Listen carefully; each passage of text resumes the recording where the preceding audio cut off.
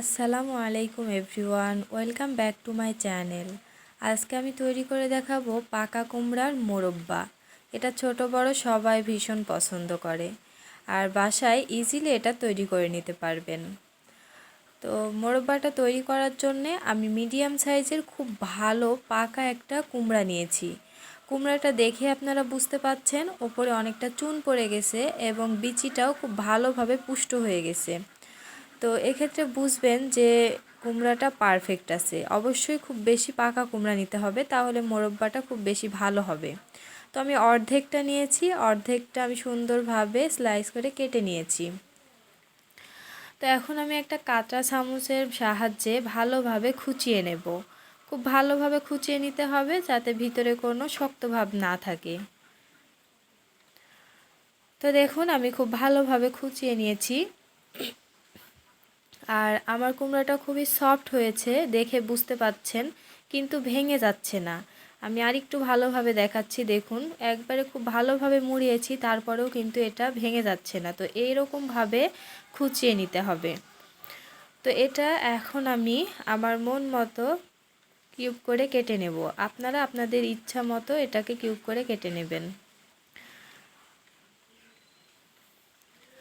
সবগুলো কাটা হয়ে গেছে। তো এখন আমি একটা বলে পর্যাপ্ত পরিমাণের পানি নেব, যাতে কুমড়াটা সম্পূর্ণ পানির নিচে ঢেকে থাকে। তো পানি নেওয়া হয়ে গেছে। এখন আমি একটা চামচের, দেখুন চামচটা দেখলে বুঝতে পারবেন, এই চামচের 1.5 চামচ আমি চুন নিয়েছি। আর চুনটা অবশ্যই ঝিনুকের চুন হতে হবে। বাজারে 2 ধরনের চুন পাওয়া যায়, একটা পাথরের একটা ঝিনুকের। অবশ্যই ঝিনুকের চুনটা নিতে হবে। তো নিয়ে আমি ভালোভাবে পানির সঙ্গে এটা মিশিয়ে নিচ্ছি। মেশানো হয়ে গেলে আমি কুমড়াগুলো দিয়ে দিয়েছি এবং 7 থেকে 8 ঘন্টা এটা পানির মধ্যে, চুন পানির মধ্যে ভিজিয়ে রাখবো। এটা আমি রাতে করেছিলাম। তো পরের দিন দেখুন আমার কুমড়াটা আবার আগের অবস্থানে ফিরে এসেছে, আবার অনেকটা শক্ত হয়ে গেছে।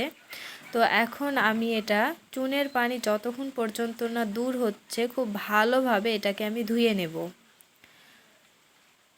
তো পানিটা আমার স্বচ্ছ হয়ে গেছে, দেখুন আমি খুব ভালোভাবে এটাকে ধুয়ে নিয়েছি।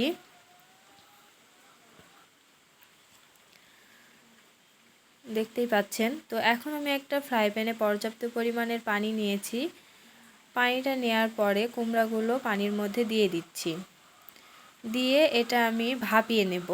80% মতো এটাকে আমি ভাপিয়ে নেব, আর বাকি 20% যখন আপনি চিনি দিয়ে এটাকে জাল করবেন সেটা কুক হয়ে যাবে।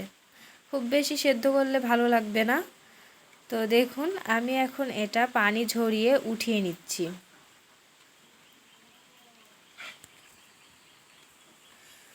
তো খুব ভালোভাবে পানি ঝরিয়ে উঠিয়ে নিতে হবে।